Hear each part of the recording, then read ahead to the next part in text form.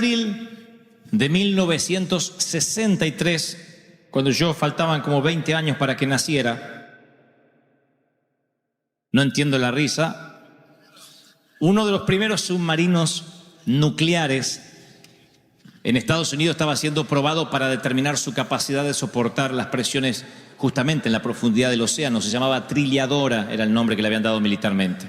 Los científicos, los especialistas, los militares estaban emocionados por probar el mérito de este logro oceánico, ¿no? Era uno de los submarinos nucleares, se suponía o se creía, más costoso y más, no solo costoso, sino más sofisticados que había en el momento. Y este era el último paso, el más crítico, porque se iba a convertir en un aditamento para las fuerzas militares armadas en Estados Unidos. Y mientras que estaban todas las celebridades allí, el presidente de la República, insisto, 1963. Se transmitía por cadena nacional, el submarino comenzó a sumergirse alcanzando profundidades que nunca antes habían intentado, y a medida que iba bajando, algo les empezó a preocupar, puesto que perdieron contacto en primer lugar con la radio y luego con el radar, lo cual les sorprendió. Se escuchaban al principio algunos ruidos de estáticas y después algunas cosas incoherentes y se preocuparon. Fueron 3 o 4 minutos de mucho silencio y preocupación, de zozobra, y entonces una nave de mar profundo fue despachada al lugar donde había sido perdido el contacto, y llegando a la escena, así lo describe el periodismo de la época, dice: parecía como unas manos gigantescas lo habían arrugado al submarino. En un ataque de ira, dice, como un periódico viejo. Y luego de recoger experiencias y identificar por qué había ocurrido esto, arribaron a la siguiente conclusión. Había fallado la soldadura de uno de los mamparos del submarino, y el océano, la presión había sido tanta, a tanta profundidad, la presión había sido tan intensa que rompió e hizo añicos el submarino, causando una implosión. O sea, se metió el océano adentro y causó una implosión. Murieron 129 hombres. 129 víctimas quedaron en el fondo del océano para siempre. De allí se acuñó la frase, lo que es la presión de aire negativo o negativa. La presión de aire negativa es cuando la presión exterior es más fuerte que lo que tenemos dentro, que lo que hay dentro. Si es presión de aire positivo, es porque la presión exterior es menor a la presión interior. Pero cuando de afuera la presión es mayor, es una presión de aire negativa. Y esa presión de aire lo que hace, aunque tengamos una moderna tecnología o una gran preparación, siempre termina implosionando. Y cuando leí esta noticia, que obviamente yo no me enteré hasta hace muy poco, tal vez soy ignorante en el tema, pero acabo de enterarme hace un par de días, el Espíritu Santo me mostraba y me decía que similar a esto, muchos de nosotros hemos estado viviendo en ocasiones, en transcurso de nuestra vida, bajo una presión fuerte que termina causando implosiones internas. Hablo de presiones exteriores como los que viven un matrimonio infeliz, los que viven un negocio en el cual no son felices, los que tienen empleados problemáticos, los que no tienen empleo, los que están esperando un ministerio que no llega, los solteros que se están preocupando, los casados que se preocupan por enviudar, los viudos que se preocupan por volver a casarse, y colapsan bajo la presión exterior. La presión exterior es como que hay toda una corriente que nos dice: es por acá donde tenemos que ir. Voces que no paramos de oír. Yo pensaba, si un submarino con tanta tecnología, tan caro, con todo lo que en la época se podía brindar, de pronto colapsó, implosionó por una pequeña rajadura, me pregunto si en la vida no nos pasará exactamente igual, si no tendremos pequeñas grietas por donde de pronto la presión es tan intensa que no lo soportamos. Hay una palabra para la iglesia esta mañana, y es que hay muchas personas aquí viviendo presiones muy fuertes en distintos niveles y dicen: pastor, yo no puedo más, me estoy por rendir, no aguanto más. La presión puede ser, insisto, por una enfermedad, puede ser por una mala relación. La presión es lo que de afuera es un ataque constante, y de dentro lo que hace es literalmente es implosionar, o sea, llenarnos de estrés, de preocupación, y a veces se somatiza eso, a veces se traspasa al físico. La parte almática y la parte espiritual afecta a lo físico. La Biblia dice en Romanos 12:2, la Biblia versión Phillips dice: no permitas que el mundo alrededor te apriete en su propio molde. Oigan, no permitas que la presión externa te apriete, sino deja que Dios te rehaga, de modo que toda tu actitud mental sea cambiada. Así probarás en la práctica que la voluntad de Dios es buena. Romanos 12:2. Tener a Cristo en el corazón no es simplemente un distintivo que te pone como cristiano, sino que tener a Cristo es que su presencia te llena y es más fuerte lo que hay adentro que la presión exterior. Es más fuerte lo que tienes dentro. Por eso no te puede pasar lo del submarino nuclear nunca, porque es tanto lo que Dios te llena y te va llenando y te va llenando, que de pronto la presión interna es más fuerte que la externa. Tengo base bíblica para esto. Primera de Juan 4:4 dice: mayor es el que está en nosotros. Alguien tiene que decir amén. Que el que está afuera, que el que está en el mundo es mayor. O sea, si estás en las profundidades y dice: pastor, vine pero estoy en las profundidades, estoy tapado de algas. Si estás en las profundidades, no te rindas. Porque cuando salires a la guerra y te encontrares con un pueblo más grande que tú, no tengas temor, porque yo, Jehová, peleo las batallas por ti, dice el Señor. Yo estoy contigo. ¿Lo creen, sí o no? Ahora, yo decía hoy, hay un punto en nuestra vida donde nos damos por vencidos, donde decimos: no puedo más. Esto nos pasa a todos los mortales, a todos los seres humanos. Hay momentos, yo le llamo el punto de resignación. Todos tenemos un punto de resignación, donde nuestra paciencia llega hasta cierto nivel y después decimos: no puedo más. Y no está mal que tengamos un punto donde no podamos más. No está mal, porque hay un momento donde somos humanos y necesitamos derrumbarnos en la cama y decir: Señor, ayúdame. No tenemos que ser superhéroes toda la vida. Hay momentos que podemos llorar, aún siendo hombres, los varones. Hay momentos que podemos decir: no puedo más, estoy triste. Eso no está mal, porque somos humanos, somos cuerpo, alma y espíritu, tripartito. El tema es que hay alguien que te observa, hay alguien que cuidadosamente graba tus puntos de renuncia, de resignación, y es Satanás. Él tiene mucha paciencia y sabe que hay un momento en que nosotros nos rendimos. ¿Y qué hace? Él sabe que tiene que levantar oposición. No puede detener nada de lo que Dios nos quiere dar. Pero como les dije hace un fin de semana atrás, el viernes, el diablo no puede robarte tu ministerio, pero puede quitarte el gozo de servir. No puede robarte la salvación, pero puede robarte el gozo de la salvación. Y de pronto transformarte en alguien aburrido, triste, donde la presión externa es tan fuerte que por una pequeña grieta que todos podemos llegar a tener, se mete el océano externo y un día estás deprimido, angustiado y no sabes por qué. Pero hay algo que, insisto con esto, yo no creo en eso de que necesariamente porque mi abuelo era un sinvergüenza, la sinvergüenzasura está dentro del corazón. No, acabo de inventar esa segunda palabra. Yo no creo que porque era vago tu tatarabuelo, la vagancia corre por tus venas. No, yo creo que cuando venimos a Cristo somos nuevas criaturas y las cosas viejas pasaron. Y aquí el Señor hace todas las cosas nuevas, pero eso no nos quita la cultura, eso no nos quita la educación, eso no nos quita que lo que nos enseñaron permanece por años. Y entonces uno tiene que enfrentarse a la cultura, y la cultura nos presiona. Por ejemplo, mi papá siempre me dijo que yo tenía que comprar, que rentar, alquilar se dice en Argentina. Rentar es tirar el dinero. En cualquier cosa, eso es tirar dinero. Y le digo: ¿qué pasa si uno no puede comprar y tiene que rentar? Es tirar dinero. Y su mentalidad se me metió, había una presión externa. Mi submarino, que era chiquitito, yo era un submarinito de 10 años, se sumergió en el océano de los Goebbels, y los Goebbels empezaron a decir: si quieres tener algo, tienes que tener lo propio, si renta eres pobre. Los Goebbels me presionaron con un montón de frases que no tenemos, no hay, no se puede. Y Dios tenía que sanear eso en mi corazón. Papá me decía siempre que todo lo que podía lograr era con trabajo. Y se lo agradezco. porque creo que el que no trabaja, que no coma, dice Proverbios. ¿Sabían que decía eso la Biblia? Sí, llévenselo para algún marido. El que no trabaja, que no coma.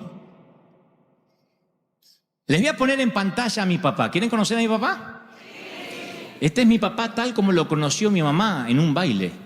Dice, sí, dice que el viejo, no era viejo ahí, tenía 24, 23 años, le guiñó un ojo así y le dijo, ¿estás sola? Y antes iba al baile con la mamá, acompañada. Así que le hizo así como diciendo, a la vieja no, a usted. Y la sacó a bailar. Ahí van a ver a mi papá en pantalla ahora. Ese es mi papá. No entiendo el logo, ¿qué pasa? Que un poco me ofende, como diciendo, ¿y ese hijo tuvo con ese? Le salió mal el hijo y bueno, fue el cuarto, fueron probando. Hizo 3 borradores mi mamá hasta que quedé yo. Ese es mi papá, alemán, muy trabajador, muy trabajador. Y se tuvo que mantener a todos sus hermanos, porque su mamá, la abuela, la oma, enviudó muy joven, y él tuvo que salir a mantener la finca. Así que ya a los 8 años y medio abandonó el colegio y no pudo estudiar más. Pero igual era un galán, como ustedes verán. Parece un galán de México, ¿no es cierto? Esos galanes de novelas mexicanas antiguas. Ojos azules, ahí no se ve, ojos azules, muy azules, rubio. Y él se le acercó a mi mamá y le dijo, bailamos. Y la sacó a bailar a la vieja y la tuvo bailando hasta hace poco.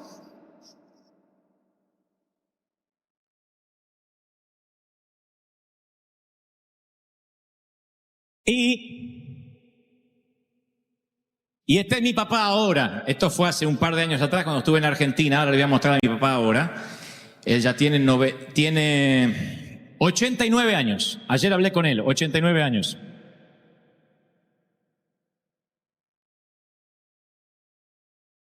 89 años tiene el viejo. Ayer hablé con él. Ahora, ¿por qué les estoy mostrando esta foto? Porque mi papá está muy lúcido. Tiene 89 años, casi 90. Y va a vivir. Mi papá se va a morir cuando tenga ganas, porque es alemán. Los alemanes deciden cuando se muere. Como la abuela. Así que le digo, ¿te pensás morir? Dice, no, estos días no. Cualquier cosa te aviso, me dijo ayer. Fuerte el viejo. Los alemanes son así, no se mueren nunca, pero ni matándolos, ¿no? Ellos viven y viven y viven y viven y viven. Inmortal es el viejo. Y la atiende a mi mamá, la baña, la cambia. Mi mamá tiene principio de Alzheimer. Y hace muchos años que casi mamá no me reconoce. Quedó el recuerdo mío en su cabeza como un niño de 10 años. Y cada vez que le hablo me dice, ¿y fuiste al colegio, Dantecito? ¿Fuiste? ¿Hiciste la tarea? Mamá, no hago más tarea. Ay, te van a echar del colegio, dice. No puede verme grande. Entonces obviamente no puedo tener muchas charlas. De papá heredé una cosa, heredé la cultura de trabajo. Si ustedes me dicen, ¿qué es lo primero que se te viene a la mente de tu papá? Y es verlo a las 5 de la mañana todos los días de su vida, feriado o no feriado, a las 5 de la mañana preparándose un té caliente y yéndose a la carpintería a trabajar, esperando la jubilación. Él la esperó la jubilación desde los 23 años. Sin sueños, sin grandes proyectos, es un ebanista, un genio para la madera, o lo era por lo menos, pero nunca quiso arriesgar. Yo un día le pregunté si uno podía tener sueños y me dijo, hoy los Goebbels no tenemos muchos sueños, hay que salir, agachar el lomo, que es una frase, una forma argentina de decir hay que trabajar como burro. Hay que trabajar y parar la olla y es todo lo que puedes hacer. Cuando un día le dije que iba a dejar de estudiar, me dijo, no hay problema, pero entonces va a tener que trabajar. Y me llevó a su carpintería, donde trabajé casi por 2 años al lado de él y no había concesiones conmigo, ¿eh? Yo no era el hijo, me gritaba más que a los demás.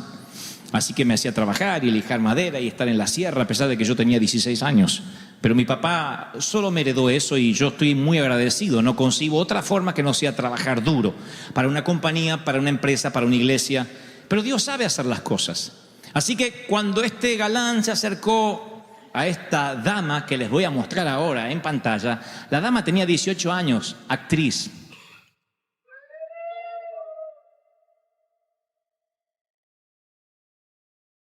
Muy bonita. Ella siempre fue actriz y muy embustera. Creo que está loca, siempre estuvo loca, siempre. El Alzheimer fue lo más serio que le ha pasado en la vida, porque siempre estuvo loca, siempre. Y quizás fue eso lo que llamó la atención a papá. Pero dicen que en el matrimonio hay que ceder, y siempre es el carácter más débil el que cede al más fuerte, y el alemán era fuerte, y ella cedió. Ella siempre quería ser cantante. Su papá, nacido en Londres, un londinense, un gentleman inglés, literalmente, es un artista, fue un artista plástico, un escultor, pintor, dibujante, exhibía en los museos de Londres. Y ella heredó todo eso, el dibujo, la actuación, el histrionismo. Tenían que ver a mamá en las fiestas, subirse a las sillas para contar algo. Un día contó, ella tenía como 50 y tantos años, estábamos en una Navidad y dice, ¿vieron lo que le pasó a fulana de tal? Que no podía soportar las hormigas. No, dice, sí, se subió literalmente a una silla así. Y así como sufren ustedes conmigo ahora, yo sufría con mamá. Decía, mamá, te vas a caer, te vas a caer. No, pero les muestro, estamos todos. ¡Oh! Y mamá arriba de una silla, nunca olvidaré eso. No se cayó, pero todos nos infartamos aquella vez porque dijimos, se cae la vieja, se quiebra delante de todos en Navidad. Y se subió a la silla para mostrar cómo escapaba de las hormigas. Siempre fue actriz. Aunque mi papá no le dejó nunca más pisar un teatro, ella siguió actuando, diciéndonos a nosotros que ella se iba a morir en cualquier momento. Acabo de romper la silla así. Siempre siguió actuando y siempre estuvo loca. Pero Dios tenía que juntarlos a los dos, supongo porque necesitaba la fortaleza del viejo para que se heredara a través de la sangre, pero también necesitaba la locura de la vieja en mí. Y entonces la vieja me solía decir, Dantecito, usted tiene muchas cosas adentro. El día que se destape, ¡oh! Porque yo estaba tapado.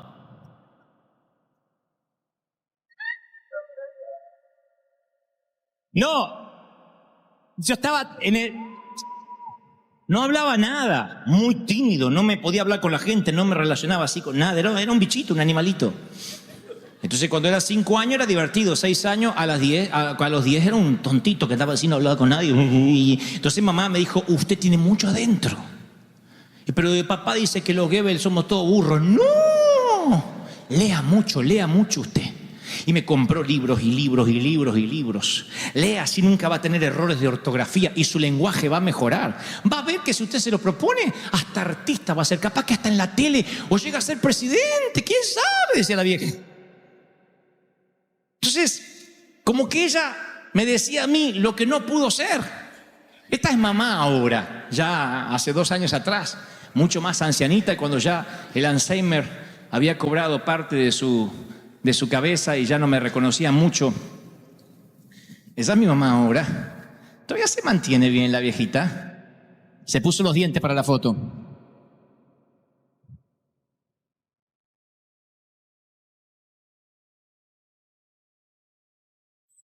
Y cuando los pastores no me hablaban, cuando no tuve mentores, porque yo era muy jovencito, porque era un NN, fue la palabra de la vieja la que me mantuvo, que no implosionara, que no me permitió que el océano apretara mi submarino, aunque estaba lleno de grietas. Entonces, en todos estos años, desde que ella no está bien de su cabeza, yo extrañaba sus palabras de aliento, porque las madres y los padres tienen un poder sobre los hijos. Puede haber 50.000 personas que dicen que me aman, no hay como una mamá diciendo te amo. Pero cuando una madre ya no te reconoce, uno siente un dolor extraño, un sentimiento extraño. Así que desde hace 6 años que estamos aquí en Estados Unidos, que cada vez que llamo a Buenos Aires, hablo solo con papá. Y le digo, ¿la vieja está ahí? Me dice, sí, pero ni se acuerda, no te reconoce. Y es verdad. Y las pocas veces que yo le hablé, ella me ve como si fuera chico, como si fuera un niño de 10 años. Así que ayer estaba haciendo este mensaje al que titulé Vivir bajo presión. Por alguna razón relacioné el submarino con la presión que yo tuve toda la vida de no parecerme a papá, de tomar algo de lo que la vieja me había legado. Así que tomé un descanso porque me dolía la vista y dije, voy a llamar a mis viejos otra vez. Así que le dije, hola papá, hablé con él. Y de pronto escucho la voz de la vieja atrás que dice, ¿quién es? Y él le dice, no lo vas a conocer. Él es muy sutil para decir las cosas, el alemán. Y le digo, no me conoce. No, si dice, no conoce ni a tu hermano cuando viene, no conoce, está perdida. Y ella dice, ¿es el Dantecito? Le digo, pasame, papá, que me reconoció. Así que le digo, hola mamá, ¿cómo estás? Y esperaba que me dijera algo como, ¿cómo estás en el colegio? ¿Hiciste la tarea? Y estaba dispuesto a decirle, sí, me ando mal en matemática, ahora por mi mamá, para tener una charla. Pero me dice, ¿y cómo está la iglesia? Entonces, le digo, bien. Le digo, bien. Le digo, bien, mamá, somos muchos. Oh, son muchos, sí. Y ahora nos vamos a un lugar más grande. Le digo, vamos, no le voy a decir arena porque piensa que vamos a estar en una iglesia en la playa. Le digo, vamos a un lugar grande, vamos a ir a un lugar grande. ¡Oh, qué lindo! Tuvo un momento de lucidez, pero no paró ahí, sino que me dice, ¡estás en la tele! Sí, ¿y por qué no te veo acá que te busco? Le digo, porque estoy en Estados Unidos, mamá. Pero entonces, ¿no estás en la tele? Sí, pero en la tele de acá. Y yo también tengo, ¿por qué no te veo? Porque es otra tele de allá. ¿Estás en la tele o no estás en la tele? Estoy. ¿Por qué no te veo? Porque sale acá, allá no sale. Ah, la voy a tener que arreglar, sí. Y luego dice, bueno, hijo, te dejo, te dejo. Bueno, gracias, mamá, gracias. Y antes de cortar me dice, el día que te destapes, que salga lo de adentro porque tenés tantas cosas.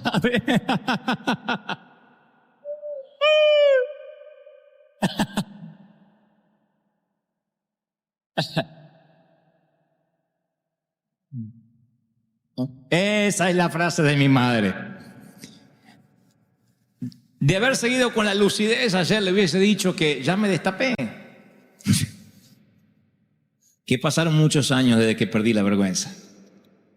Hubiese querido decirle que finalmente no oí la voz del viejo, que finalmente no le creí que los Goebbels éramos todos burros, que no estaba condenado a rentar y que por eso me iba a volver pobre.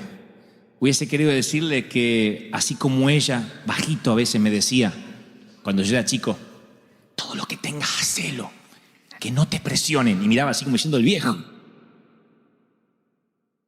Hubiese querido decirle que yo sí le creí a Dios y que nunca perdí esa beta artística y que seguí siendo loco y que moriré loco como la vieja.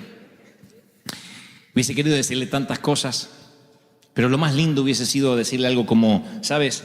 La presión no me hizo colapsar. Finalmente Dios cumplió o está cumpliendo su propósito en mí. Dios lo está haciendo, mamá, lo has logrado, has hecho algo bien.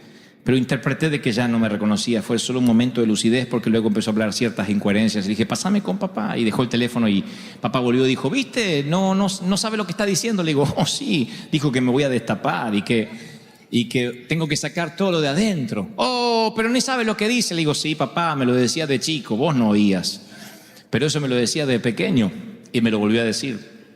Entonces pienso que a veces Dios nos da esos regalos para que recordemos de dónde nos sacó, de dónde Dios nos transformó, cómo nos fue procesando y que mayor es lo que Él puso dentro que todo lo que hay alrededor. No importa si vienes de México, de Colombia, de El Salvador, de Honduras, de Argentina. Dios, como esos autos de colección, esos autos viejos que agarran los coleccionistas y lo transforman en un auto caro de colección, Dios te empieza a hermosear y te transforma. Y toma a una persona gris y la ilumina y le llena de color sus mejillas. Y de pronto tus ojos cambian y, como dije hace un fin de semana atrás, te para derechito, te hace sonreír, te llena de sueños. Y cuando tienes un sueño más grande que tú mismo, un sueño al estilo Dios, un sueño como solo Dios puede darte, te mantiene vivo, te mantiene despierto, y la presión de las profundidades de la vida no hacen que colapses, no te hace implosionar, hace que puedas abrirte paso en el mundo donde Dios te lleve. Y allí estaba yo siendo jovencito, primero abriéndome paso en el mundo de las comunicaciones, más tarde abriéndome paso a los tumbos en el mundo de los predicadores. Y me llamaba un loco y me siguen llamando loco y falso profeta y apóstata, payaso y otras cosas. Pero creo que si mamá vuelve a recordar algo de lo que me decía, dirá, al final lo lograste, te destapaste, eso estaba en ti. Dios dice, hay cosas maravillosas dentro tuyo, que las he puesto desde el vientre de tu madre. No los busques de afuera, están en ti. Solo tienes que buscarla, sacar lo mejor de ti, exacerbar lo más puro y resplandecer. Si no, la orden sería, levántate y refleja. Pero no dice eso, dice, levántate y resplandece. No tienes que reflejar, tienes que resplandecer. Encender el interruptor y resplandecer. Porque ha venido tu luz. ¡Aleluya! Alguien tiene que decir, amén, resplandece. Y esta mañana yo quiero orar por los que han perdido sus sueños, por los que las presiones de la vida le han quitado las visiones, te ha robado el futuro, por aquellos que dicen, sabes, las cosas que me han pasado a lo largo de mi vida me han robado la alegría, me han robado la felicidad, me han robado el disfrutar, el gozo del Espíritu. Y el Señor me dice esta palabra hoy. Aunque los años hayan pasado, aunque mi mamá no esté aquí, te digo la misma palabra. Mayor es lo que hay dentro de ese submarino. Mayor, que aunque haya grietas, te dice el Señor, no vas a resignar, no vas a renunciar, ni el océano entrará en ti, vas a resistir. Y cuando no puedas más, vas a ir al segundo aliento, como los deportistas, y no te vas a entregar. Me dice el Señor, yo te traje con propósito, yo te gesté desde el vientre de tu madre, con un propósito, con un sueño. Y aunque el sueño se tardare, espéralo. Aunque el sueño se tarde, espéralo, porque vendrá, porque se cumplirá, porque yo lo voy a hacer. ¿Cuántos dicen gloria? Ese es el Dios que yo creo. Vamos, aplaudan al Cordero de Gloria, al Señor de señores.